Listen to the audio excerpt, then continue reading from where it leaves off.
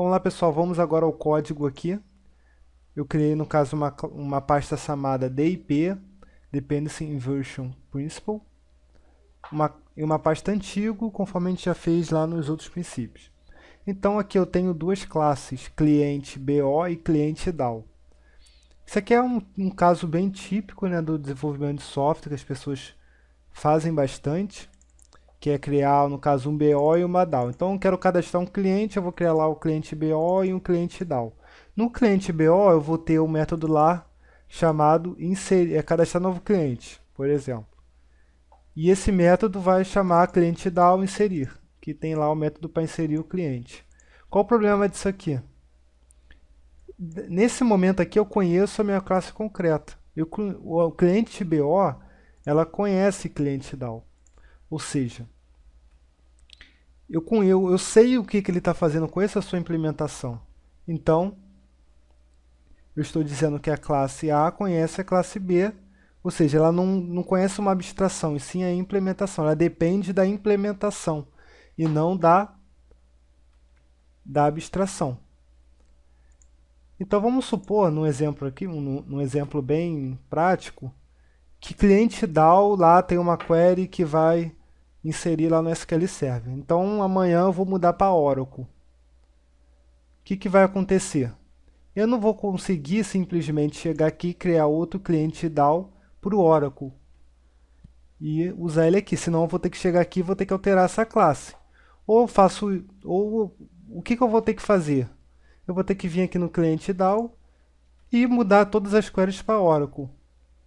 Eu não consigo usar um ou outro, eu vou ter que chegar na classe cliente DAO e alterar para conseguir usar.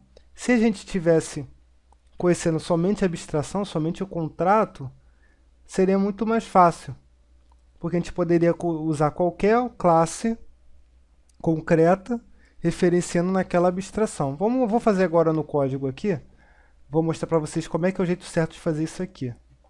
Então vamos criar uma nova pasta chamada novo.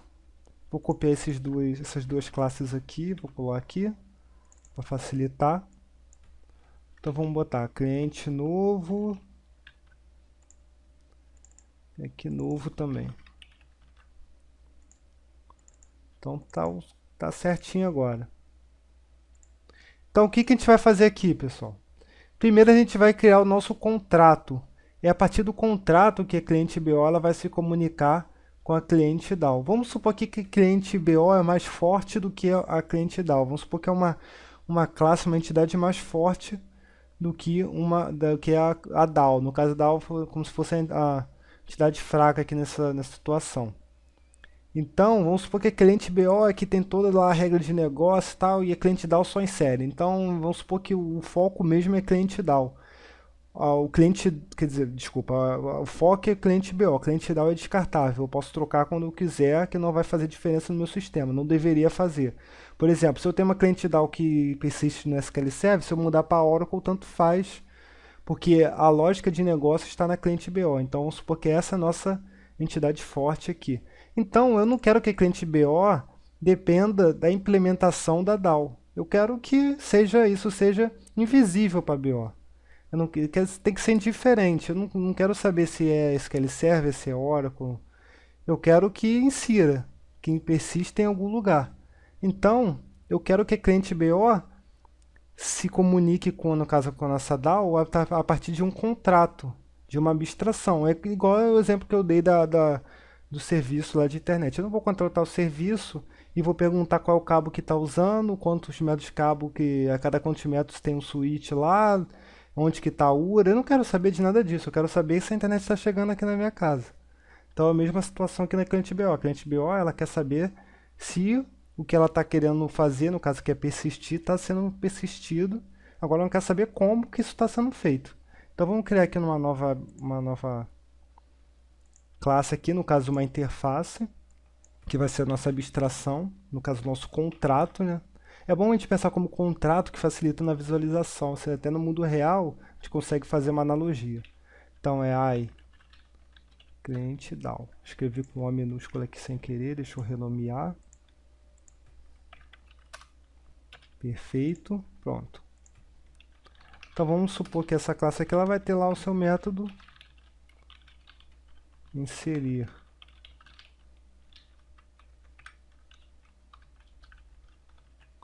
Então tem meu método inserir aqui. Agora a cliente.DAO ela vai herdar, no caso, vai implementar a interface cliente.DAO. Bom, implementou, o método já está aqui implementado, né? Não reclamou nada. Beleza. Agora aqui, qual é a diferença aqui, pessoal? Cliente BO ela não vai mais depender da cliente dela, não vai mais conhecer, no caso, a implementação de cliente dela, que essa aqui é a classe concreta onde está as implementações. Ela não vai mais conhecer isso aqui. Ela não precisa saber disso.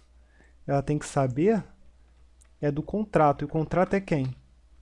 É o iClientDAO. E ela vai receber esse contrato aqui por parâmetro.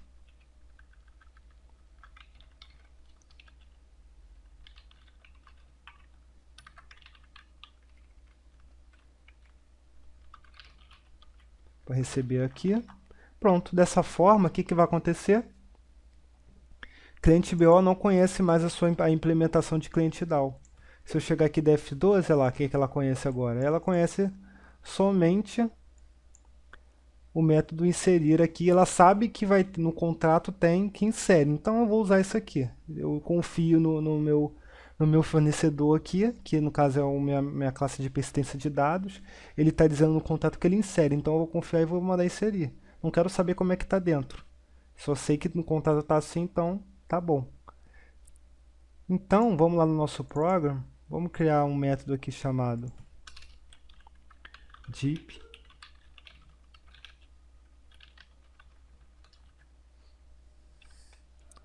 E aqui a gente vai fazer o seguinte. Como é que a gente vai fazer o uso dessa cliente BO? Vamos instanciar aqui, ó, cliente BO igual a new. Deixa eu adicionar referência. Cliente BO. Isso aqui vai pedir um parâmetro ali no método construtor.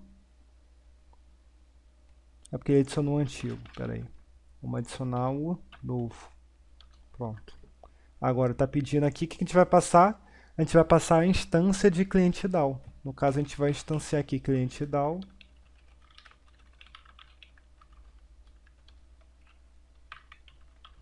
E a gente vai passar aqui para o parâmetro cliente.DAO.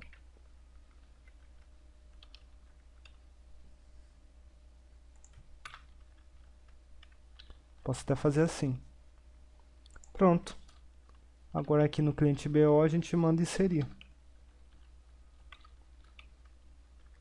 Cadastrar novo cliente. Aí vamos fazer botar um cliente aqui. ID 1. Nome. João. Pronto. Bom, tá aqui a nossa chamada lá para o cliente BO, passando, no caso, o cliente.DAO, a instância dele. Porém, o fato de eu estar passando a instância aqui não é relevante. Por quê? O que vai acontecer? Vai chegar aqui uma instância, legal, mas a minha cliente BO continua só conhecendo, no caso, a interface, no caso, a abstração. Ela não conhece nada de cliente.DAO aqui.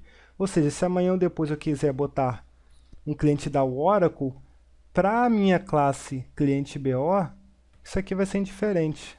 Vai ser irrelevante, porque para mim não tem diferença nenhuma, não vai mudar em nada aqui nessa classe, não vou ter que escrever nada nessa classe.